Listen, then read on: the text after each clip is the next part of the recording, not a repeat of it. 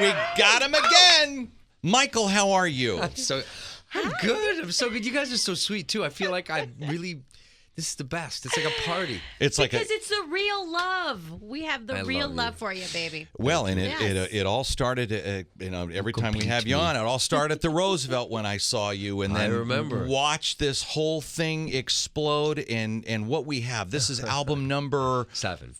Oh my gosh. Studio album number 6, but I think, is that including the Christmas record? I don't know. Oh, right. Oh, Yes. I think it should. I mean, if we were including the EP, then the DVD of the live stuff Then there'd be released. 75,000 things. Exactly. Right. Well, a lot of things have changed for Michael, goodness. and we are going to talk about as much as we can in the time that we have. His brand new single, which was released on iTunes Monday, It's a Beautiful Day, is an absolute throwdown. Perfect spring record. Thank you.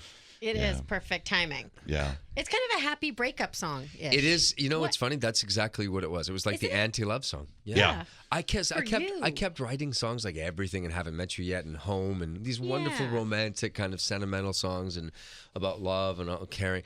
And this one, I don't know. It was just I got to be a little bitter. I love to write songs too as almost anthems for people. Yeah. And I know that there's girls and boys who will listen to this song and by the millions and say, "Oh my God, that's me." Yep. Oh yeah. I hate the chick that dumped me. So then, who's it about?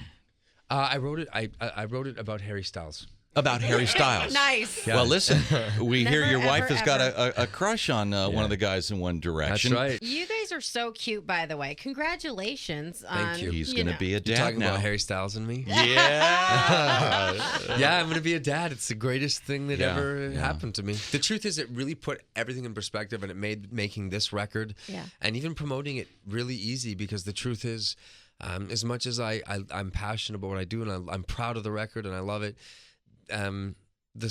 whether it sells 8 million copies or doesn't is not what's important to me. You know, right now especially, it's about my wife and about the health of the kid and her and all of that. So, all right. See, there you go. You know, just sealed the deal, just down. But it's like every woman right now that just listened, looking at their husband going, "You see, that's the way it works." I mean, don't you think most husbands feel like that when they have their first kid? They'd the wife better. is pregnant. They're in trouble. That's right. All right.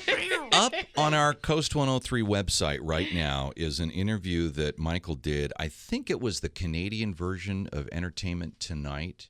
And in it, when the headlines went out, and I mean hundreds of entertainment blogging websites picked this up, and the headline was, Michael Bublé has slept with thousands of women.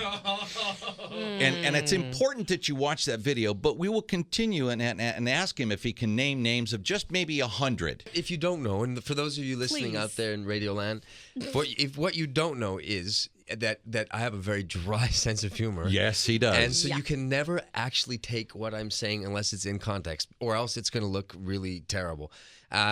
Because it's not, I mean, I was joking. I've not slept with thousands of women. However, I've slept with hundreds. Thank you. Hundreds. Let's be real about this here. It's tens of thousands. Get it right. And you know what? And I hate that they exclude the men, too. That's right. That's just, it's sexist.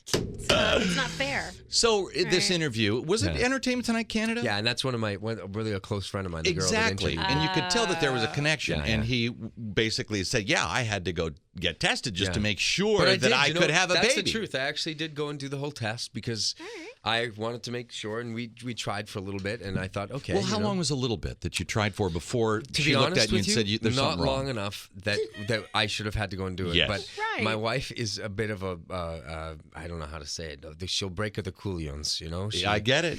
She's Latin. It was exactly. It was long enough where she was saying, Mike, I think you should go, and my doctor was saying, dude, call me in 6 months, and then we'll,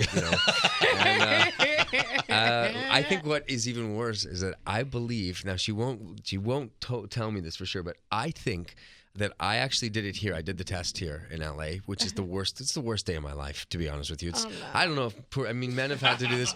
Men have had to do this. I really truly wish that they in the actual room they actually would have had a Playboy it was. I think the Playboy was from 1930. Right there and you go. It was like it was literally. I don't even think they allowed nudity at that point. But anyway, so right.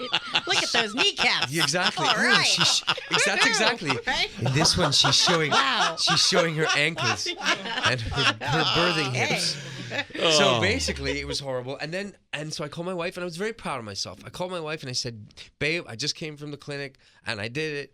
And she said, oh, mi amor, that's wonderful. But what we didn't know at that time, when I say we, I didn't know, was she had already known she was pregnant. Oh. And she didn't want to let out the surprise. She wanted to tell me in person. So instead of just telling me, she allowed me to go to the clinic and have the worst day of my life. More with Michael Bublé, whose new album, To Be Loved, is coming out. The new single, It's a Beautiful Day, right here at KOST 103 right now. Stay with us.